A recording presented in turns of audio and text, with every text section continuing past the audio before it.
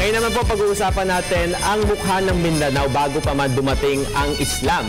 Para pag-usapan po yan, makakasama natin mula po sila sa lungsod ng Cotabato, ang Her Royal Highness Haja Putri Bay Marieta Nor Aisha Mindalano Adam. Good morning po. Good morning. Siya po ang Pangulo at CEO ng Maharaja Tabunaway Descendants Council of the Philippines. Yes. Assalamualaikum po.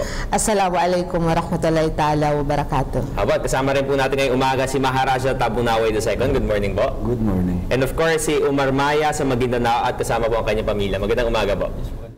Okay, so nagtungo po ang Good Morning Pilipinas sa Cotabato last week po ata yun, yes, para po siyempre sa Sharif Kabunsuan Festival. Kaya po nandito po kayo ngayon. Maraming salamat po. Siyempre bago po natin salubungin ang 2017, pag-uusapan po natin to. Yes. Okay po. So ma'am, ngayon po isalarawan po natin yung mukha ng Mindanao bago po dumating yung Islam. Ano po bang itsura ng Mindanao before? Unang-una, Jules, ako ay malugod na nagpapasalamat sa PTV4 sa pag-invite niyo sa amin dito.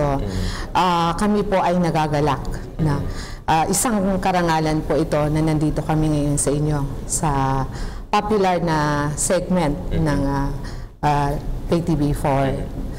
Una-una po kung pag-uusapan natin yung mukha ng Mindanao nung hindi pa dumating yung Islam.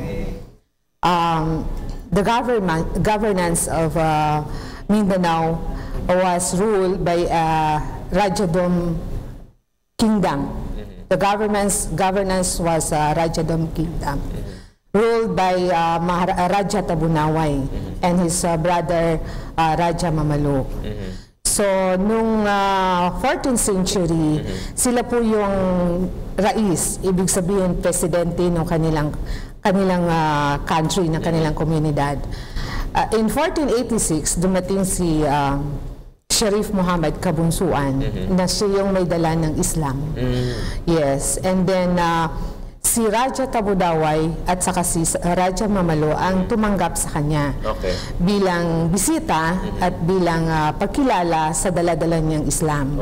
So, nang dahil doon, tinanggap ni Raja Tabunaway yung Islam at dahil din sa dala niyang Islam, binigyan niya si Sharif Kabunsuan ng as a gratitude to the Islam faith na dala-dala niya, pinaasawa niya yung kapatid, which is the Putri Sarabanon. Yes. It's so sad kasi hindi sila nagkaanak dahil namatay.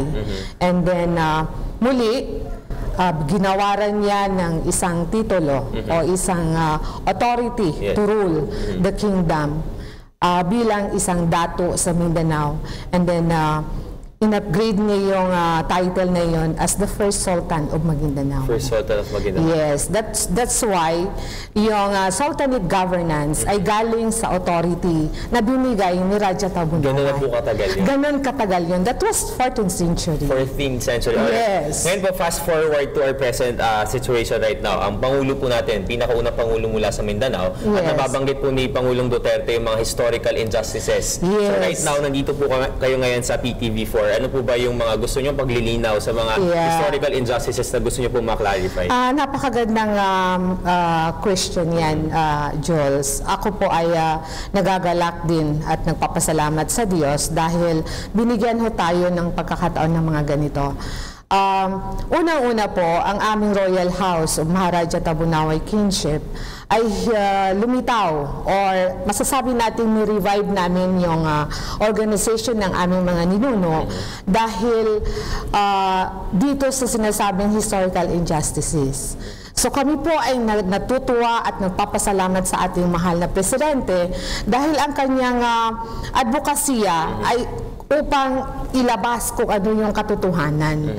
So kami po sa Royal House ng Maharaja Tabunaway, nag-a-assert kami that the legislation functions as a mere measure to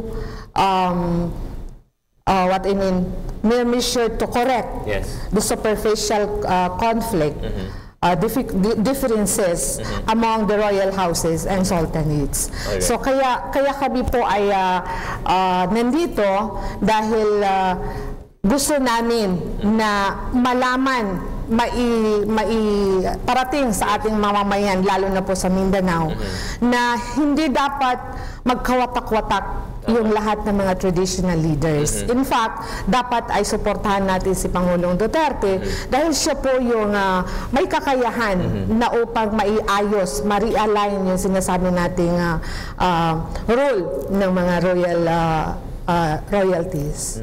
And as a last note, ma'am, no, syempre ngayon marami na pagbabago sa lipunan natin. New generation has arrived already. Ano po ba yung mga kailangan hakbang na gawin po ng inyong grupo para po syempre yung history buhay na buhay pa rin po? Okay. Actually sa aming organization which is Maharaja Tabunawa Descendants Council of the Philippines, matagal na ho kaming tumutulong. Meron kaming ginagawang humanitarian services doon sa ating mga kababayang salat. No? Nagbibigay kami ng mga food packages during Ramadan time and even in Corbani. Nagbibigay rin kami doon sa mga remote areas. So marami ho kaming ginagawa. So far, ngayon, meron kaming livelihood project on agribusiness. Nag-handle po nito yung MTDCPI, which is the Maharaja Tabunawa Descendants Council of the Philippines. Partner namin yung isang international organization which is the Muslim Aid Philippines. Alright. Ma'am, thank you so much for your time. At maraming salamat po sa pagpunta dito sa Manila para lang po mapaliwanag yung side po ninyo para syempre sa history po ng inyong grupo. And of course, kung babalikan po natin yung zona natin, may good news din po nabanggit ng ating Pangulo na aside from pagbabago ng PTV to PBC or Philippine Broadcasting Corporation, nabanggit na rin po yung Salam TV na magpo-focus po sa, syempre, nakafocus po talaga sa lahat ng mga kaganapan sa Mindanao. So hopefully po, maging active din po yung grupo ninyo doon. Ay, salamat naman. Alright. Gusto ko lang pong batiin yung ating mga kababayan sa Cotabato City. Go ahead. Binabati ko yung lahat ng aking mga kababayan, especially the Royal House of Maharaja Tabunawa Kinship and the Raja Mamalo Kinship. Kami po ay natutuwa. So, binabati ko sila lahat, yung nanonood dyan, yung ating mga kapatid dyan sa Royal House, si Bayalabi Ingkong Kalutsyag, 10 na kanyang mga kapamilya at sa lahat-lahat po na nanonood sa amin sa Cotabato, kami po ay malugod na nagpapasalamat na nandito ngayon. Yeah, thank you so much. Marami tayong viewers mula sa PTV, sa Cotabato ng PTV4. Thank you so much. Once again, nakasama pati daw ang city government na Cotabato. Yeah, definitely. Si Mayor Cynthia Gianni Sayati. Maraming salamat, Madam. Thank you so much. Ulit, muli nakasama natin ang presidente ng Maharaja Tabunawa Descendants Council of the Philippines, si Her Excellency Royal Highness Hadja Putri Bay Marieta Nor Aisha Mindalano Adam. Kasama rin po si Maharaja Tabunawa II, si Amar Maya sa Maguindanao kasama ang kanyang pamilya. Maraming salamat po and Happy New Year po sa ating lahat. Happy New Year po.